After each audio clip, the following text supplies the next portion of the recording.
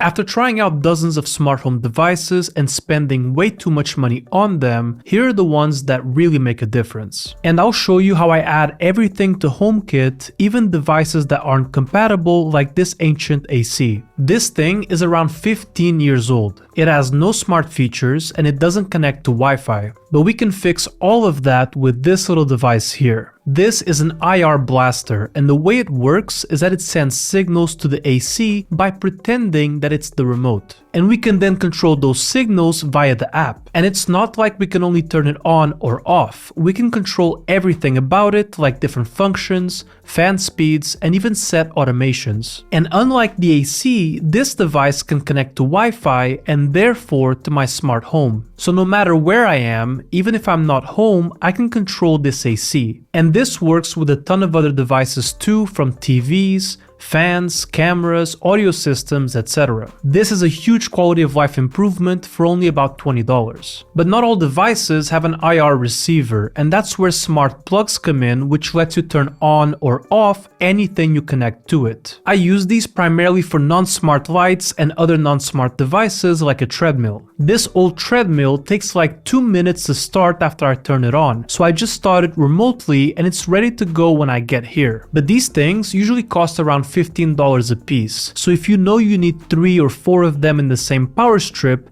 it's much cheaper to just get a smart power strip like this one here that lets you control each of these slots individually. Not to mention, you save on the cost of the power strip itself. Alright, so next up are these very inexpensive temperature and humidity sensors from Aqara. I have these around the house and there's a couple of things I do with them. First, it gets pretty humid around here, especially in the winter. So if it detects that humidity is higher than 70%, it'll run the dehumidifier. I have another one that also runs the fan if it gets too hot. And I don't have a smart fridge, so I keep one of these sensors in there, which alerts me if the temperature rises beyond a certain point, which either means that someone left the door open or the fridge isn't working. These are also really useful to make sure that the automations are all running smoothly. I can see here how when my automations kick in to stop the ACs, the temperature drops, and then at 7:30 AM when they get back on, it starts to climb up again. These things are great, but one of the things that they can't measure is CO2 levels,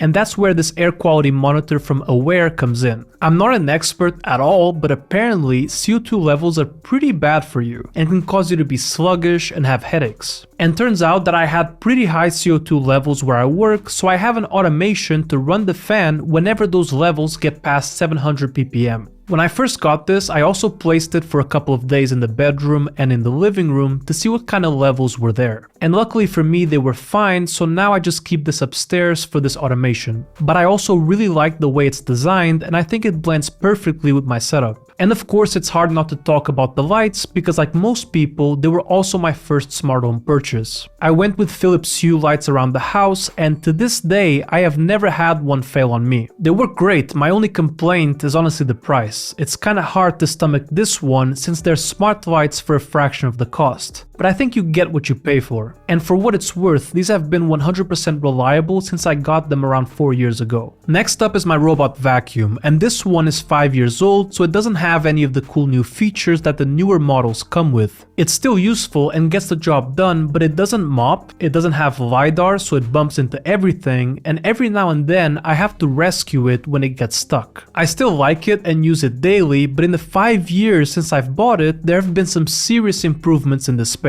I'm actually in the market for a new one, but honestly, it's just hard to even keep up with the new stuff because it seems like every other week a new one comes out. I don't think I'm gonna go with Roomba again since the competition seems to be light years ahead in terms of technology, but I still need some time to research. And if you have any suggestions, let me know in the comments. Okay, so next up are my HomePod minis, and take what I'm about to say with a huge grain of salt because I'm not an audiophile by any stretch of the imagination, but I really like these. I think these sound great. I'm sure they don't even come close to a dedicated Sonos system, but to my untrained ears, they do the job pretty well. And you can also set them as a stereo pair for your TV speakers. Alright, so there's still a lot more to cover, but first I want to thank today's sponsor TomTalk, who just sent over their 40-liter Navigator travel backpack, and this thing truly punches above its weight with some really clever features. For starters, unlike most backpacks where you're guessing where to stuff things, this one has a duffel-style quick access panel that makes packing a breeze. It has a ton of thoughtfully designed compartments, including one that fits up to 17-inch laptops and 13-inch tablets, all while unzipping a full 180 degrees, which is especially useful when you need to take out your electronics at the airport. It also comes with luggage pass-through so you can put it through the handle of your carry-on, and it comes with a side handle in case you want to carry it like a duffel. It also pairs really well with their sling bag to keep your essentials within reach. All of this while being made from durable recyclable fabric and premium YKK zippers. At under $100, this packs tremendous value, and TomTalk is offering an extra 20% off for Black Friday starting November 21st. So grab yours using the link in the description, and thank you TomTalk for sponsoring this video. Okay, so next up is my security cameras, and I have a mix of Eufy and Unify. Unify is great, especially if you already have a Unify setup, but they don't offer a single battery powered camera. Everything is hardwired and I can't wire this place up, so instead I use a couple battery powered cameras from Eufy instead. And these work great. The battery lasts for a really long time, and because they connect magnetically to this base,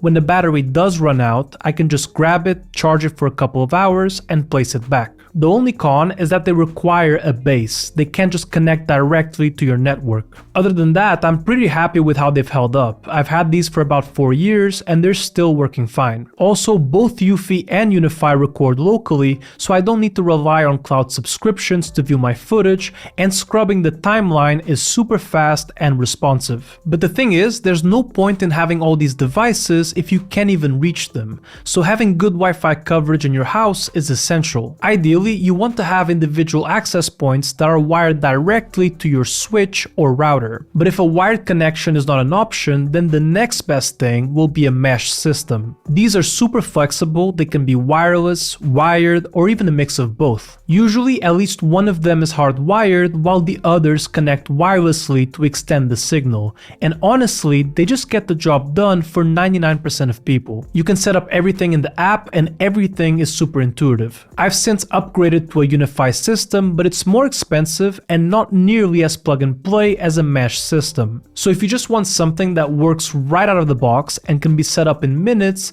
just get a mesh system from a reliable brand. I've never had an issue with Deco, so it's my go-to recommendation. Okay, so I use Apple Homekit. It's great, but it comes with two main drawbacks. The first is that there are way less devices that are compatible with it as opposed to, say, Google Home or Amazon Alexa. And the few that are compatible tend to have a higher price tag. But there's actually two ways to fix this problem and add almost any device to Apple HomeKit. The first is using HomeBridge, which, as the name implies, simply acts as a bridge into HomeKit. You add your devices to HomeBridge and then it creates a QR code for you to scan and add them to HomeKit. It's an amazing piece of software, and if the only thing you wish HomeKit had was more device compatibility, then HomeBridge is all you need. But if you want more control, more customization and automations while still being able to use HomeKit, then the second option is by using Home Assistant. Home Assistant does everything that HomeBridge does, but it's also a full-blown home automation platform, so you get the best of both worlds. You get all the crazy automations and data collecting from Home Assistant while still having everything in HomeKit and being able to use Siri to control your devices. On top of that, not having to get HomeKit approved devices means that you end up saving quite a bit of money on each purchase. You can run Home Assistant or HomeBridge on anything. An old computer you have lying around, a Raspberry Pi, a mini PC,